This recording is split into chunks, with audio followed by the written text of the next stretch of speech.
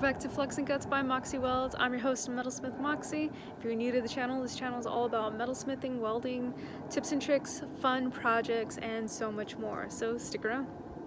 Alright, today we are getting into part 2, the final part of that $2 pocket knife modification. So let's check it out. Alright, so I'm definitely glad I went with sandwiching the pieces together. It gave me more access to the inside to fine-tune everything, and here's where we're at so far. I'm getting good spring right there on the liner lock, but oh, actually maybe I got it. No, yeah, so this is the blade still closing on its own, so I need to figure that out. So I'll open it back up and continue working on the inside. Okay, so what I was thinking is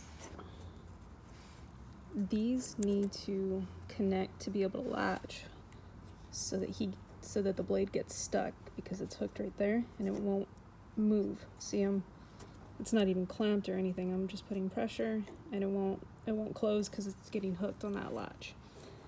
So in order to do that, I took this little spring pin out, which is actually just stainless TIG wire that I cut, and then you can see ever so slightly I put a little curve in it, and it actually keeps pressure to keep it in the slot and keep it from coming out. I trim this down a little bit shorter on this end so it can bend. It has more bend. See right there? It gives it more room, otherwise it was just way too rigid. But then with the curve in the spring rod, it's forcing the liner lock into position so that it latches the blade. So simple little, I don't think you can call it mechanics, but mechanics, whatever. And so far it seems to be working, so I'll try doing another test run and we'll see how that goes. All right, so I'm not using my camera gear just because I've been trying, like I said, working on this little increments at a time. That blade is solid, no more issue like we had before. It's solid. It doesn't move side to side, nothing. Perfect. And then pushing the liner lock, there's perfect amount of, okay. Perfect amount of pressure and spring back. Lets the blade loose and then snaps. I don't know if you heard that little snap, but snaps right back into its locked position, and solid again. So guys, I think we have a winner. I think it's time to finally open it up, clean everything, set the pins and solder, and then start shaping the handle. So yeah, here we go.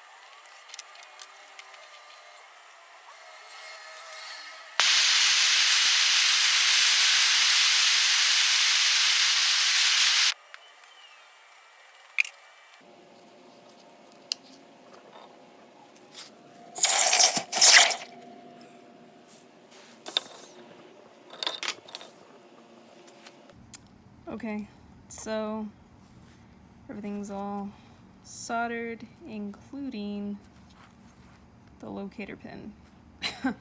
So I'm gonna have to deal with that. Alright, so here I'm just gonna start cleaning up the shape on the bandsaw, and then a little bit more on the belt sander. And copper is a great heat conductor, so make sure you cool it off because it will burn you. Alright, so it's definitely starting to take shape. I think I might make a few final touches before I put it all together, but check this out. Yeah, bad idea. I should have just left the one side soldered and then pinned it all together, because now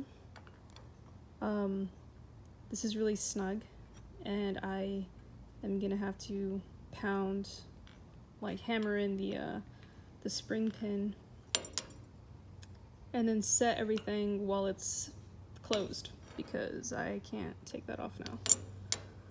So I think I'll still be able to do this, but yeah, just if you go to do this on your own, probably leave one side just pinned. This way you have the option of taking it apart and going in there and making adjustments, because now that I soldered both sides, I'm kind of stuck. So now I just kind of have to like jump in, and I'm committed now, so sink or swim. Just got to try and jump in and make this work as is. So yeah, just keep that in mind.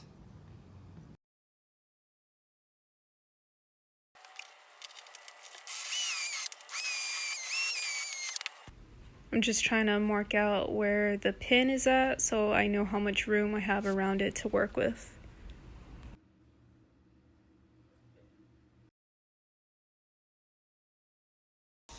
I gotta try and thin out the shape and lose some weight on this thing so that the shape design is a little thinner and sleeker, fits the blade and isn't so awkward. And then here I gotta figure out what I'm gonna do for texture. I don't want to just leave it blank like that. I can, but we'll see. Alright, so I have the other end of that in a little divot, and then I'm just gonna mushroom the top of it and then flip it over and do the same. Alright guys, so I used the ball peen to mushroom over the pins, which is just stainless TIG rod. You can see that gap right there, so I'm going to clamp it and then I'm going to mushroom over the other side, and then it'll be officially pinned, and then I'll just go ahead and clean everything up and then figure out what I want to do for the texture, because I still haven't thought of that yet. I probably should have done that before I did all of this, but that's okay. And that pin actually ended up getting soldered in, so yeah, and then I messed up on the surface, so when I went to clean up the surface, I couldn't leave this mushroomed over, but it's fine, it's solid in there. It's not going to look uniform, but at least it'll still function properly. So let's just go ahead and move on to these guys and get these peened over. Okay, so I got the pins in. I put a washer so this guy will be a little more stable and not rattle, and that's exactly what happened. But now now that it's all together and done, there's no wobble at all.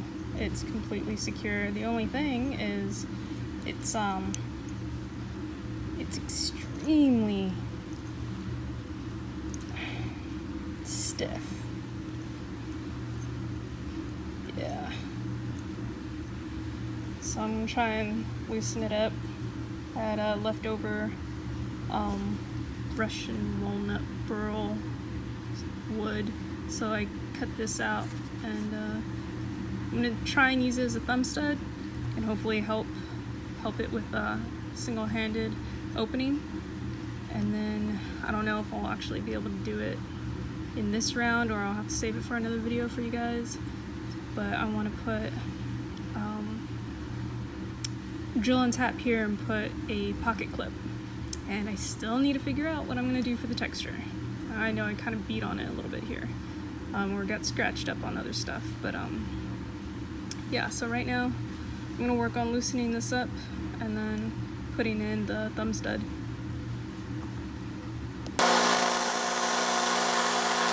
Alright, so with this one, guys, sorry, I have my face shield on. With this one, I didn't get footage of it, but I'll just kind of explain real quick. I basically take a cutoff wheel, a die grinder on a die grinder, and then I'll just kind of like make a certain pattern going across in one direction, and then I'll flip it opposite, almost like I'm gonna crisscross everything, and then keep making patterns going the other way. And some of it comes out, if you barely tap it, it comes out in like really short little cuts, and then if you kind of dig in a little bit more, you'll get longer lines. So if you're wondering how to like gauge what size you want, that's how you do it. You go shallow and you get short lines, you go deeper and you get longer lines, and it adds to the texture. And then some of it looks like crosses, and then some of it like, you know, X's, and then some of it looks like lightning bolts. So you can kind of follow along with whatever pattern that, you know, you see that kind of like, you know, just looks good to you. So this is just a simple pattern I went with.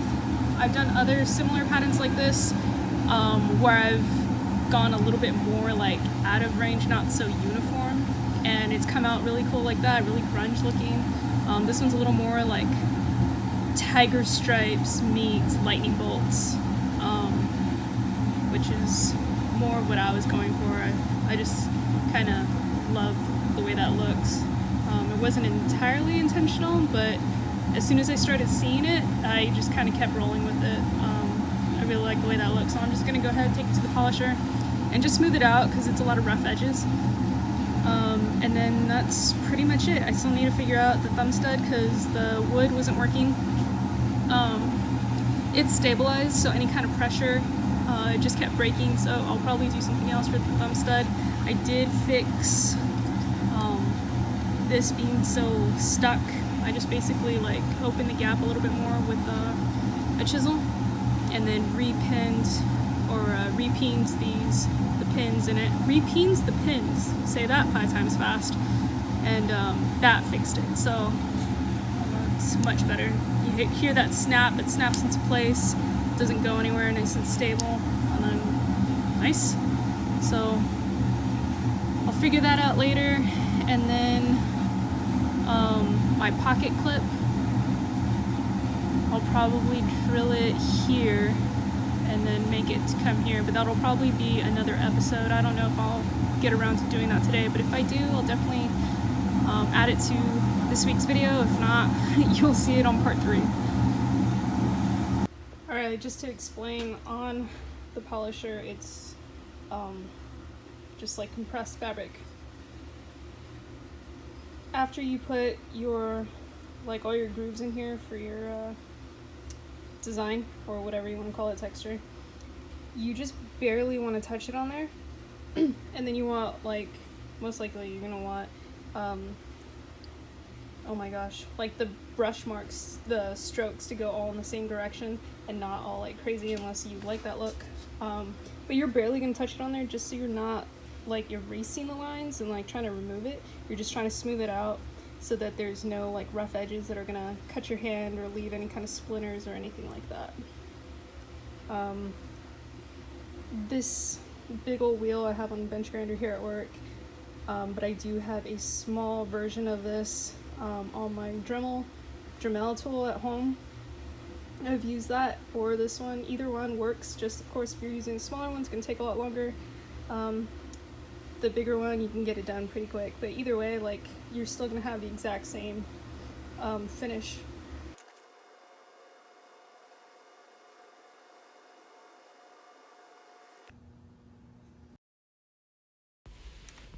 Alright, so you want to make sure when you go to bend this, that you keep the wood in a straight line. You can use the leather to go over your part when you go to hammer it, just like that there. This way you're not leaving any kind of marks and everything stays nice and smooth.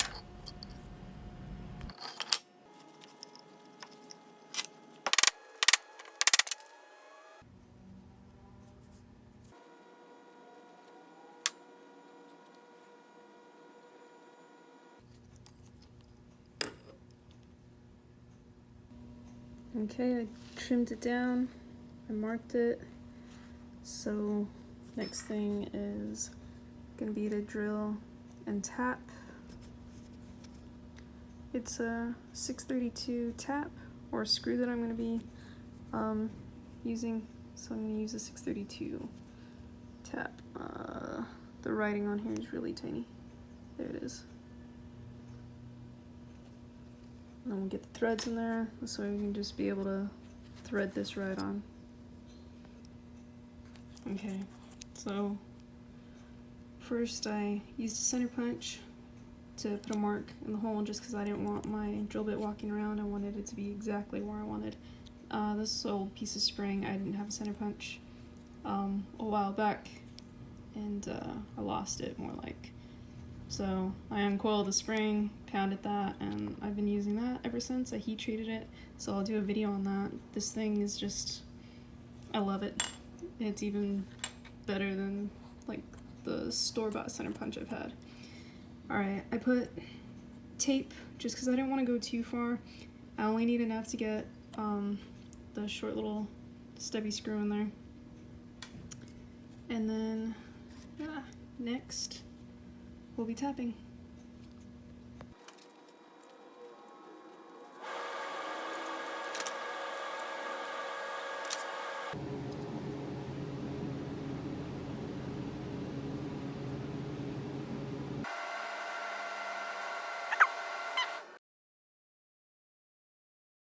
Torching the screw for just a hint of blue.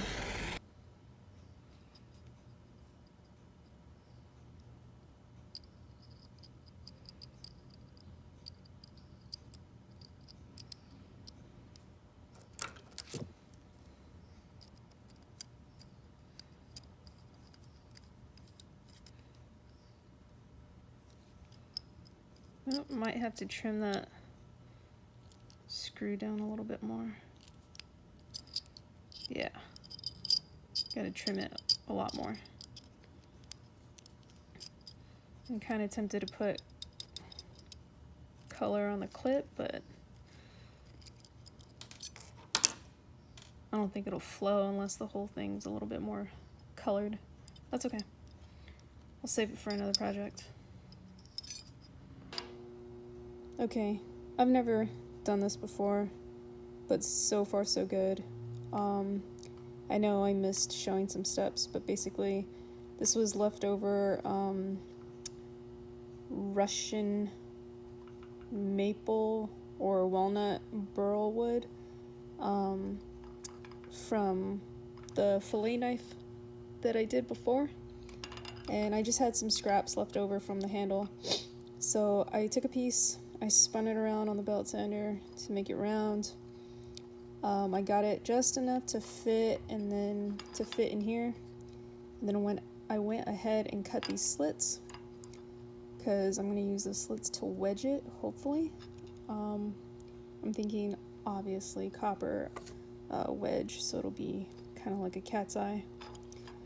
Once I cut the slit, it opened up, so I had to use the needle nose on my Leatherman to try and pinch it to get it through. So now it's through, and yeah, I might have to make those cuts a little deeper and then wedge it, but that's gonna be the thumb stud, hopefully, if it works out. Hopefully I don't break it. So when people wonder why I keep junk like this, it's because I can literally get 2 wedges out of just right here. So I maybe seem like a pack rat, but I keep my straps because it always comes in handy for something.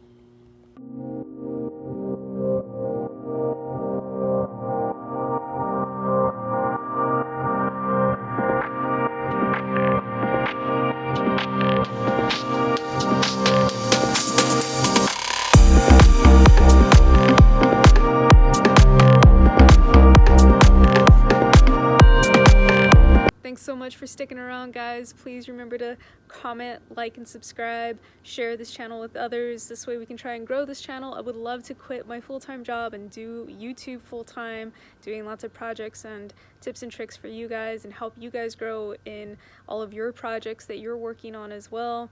And we can share the wealth. So please help support the channel.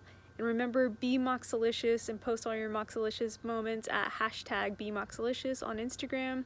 And you can follow me on Instagram as well. I have my link and everything in the description below. You guys take care, stay safe, and I will see you guys next Monday at 3.